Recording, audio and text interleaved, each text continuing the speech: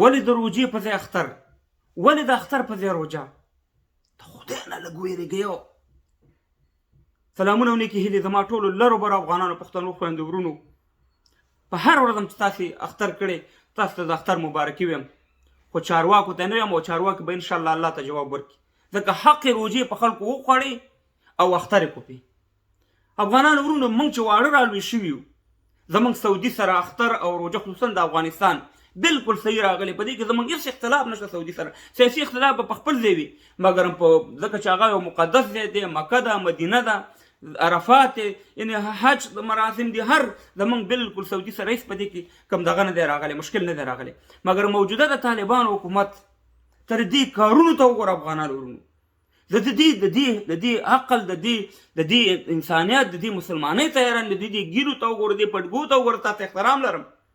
خو دا ولس هغه الله موږ ته یو روجه د خوشحالۍ راکړې، هغه تاسې په موږ ګډه وډه کوئ.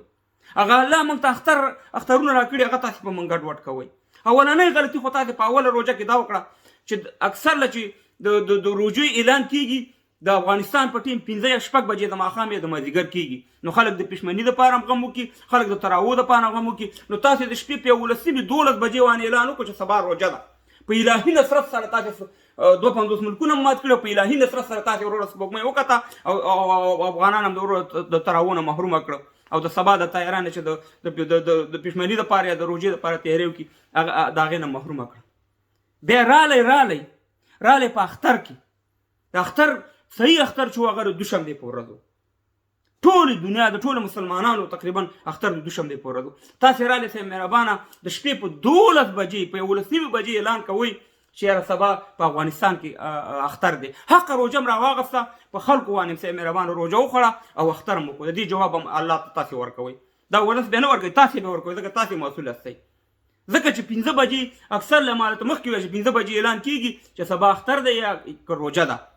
نو زمونږ ماشومان، زمونږ خویندې میندې، زمونږ مورګانې، زمونږ سیسرې اکثر له هغې تیارانې وکړي د نکریزو یا د جامو یا د نور شیونو.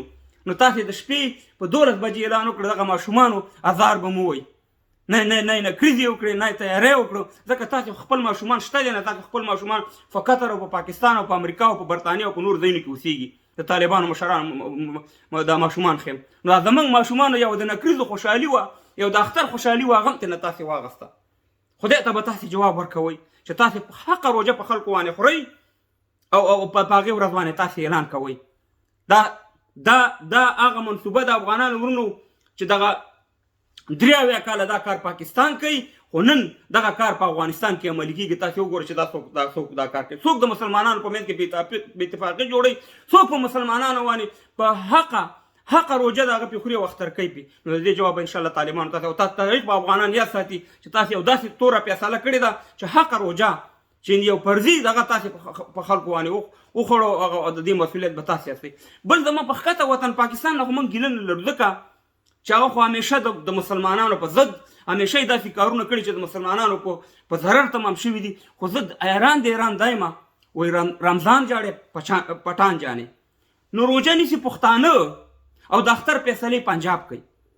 اوس روجه چې د اکثر د پنجابیان خو دومره روجې نه نیسي، موږ ته معلوم دي، مګر هم د اختر فیصلې صاحب مهربانه په پنجاب کې کېږي، دوربینونه هلته راغځي. نو په دې باندې دا زما دغه وه چې حق اختر و، هلته صاحب مهربانه هلته په خلکو باندې روجه ونیوله. دا کم مسلماني ده، دا کم انسانیت دی. نو په دې باندې په کار دا دی چې علما تاسې اوږده بیانونه هم شروع کړي دي، ټیک د هغه وکئ، په دغه باندې خبرې وکئ، په دغه باندې خبره وکئ چې حق روجه خوړل کېږي، اختر پکې کېږي، یا حق اختر چې د هغې پې روجه نیول کېږي، په دې باندې تاسې راوچت شئ. دا ستاسې مسؤلیت دی. خدای به نه د دې پوښتنه کوي، او انشاءالله الله به د دې نه پوښتنه وکړي، ځکه چې تاسې صرف پښتون ته همدغه یو د جهاد لاره ده او بیا ور دي، او په دې باندې تاسې ټول عمر دا پښتانه تباه او برباد کړه. په دغې خبرې وکړئ. دا څومره عظیمه ګناه ده. یو روجه خوړل څومره عظیمه ګناه ده، یا د اختر په ورځ باندې روجه نیول څومره عظیمه ګناه ده، یا د روجې په ورځ باندې اختر کول دا څومره غټه ګناه ده. په دې باندې خبرې وکړئ. د افغانانو ورونو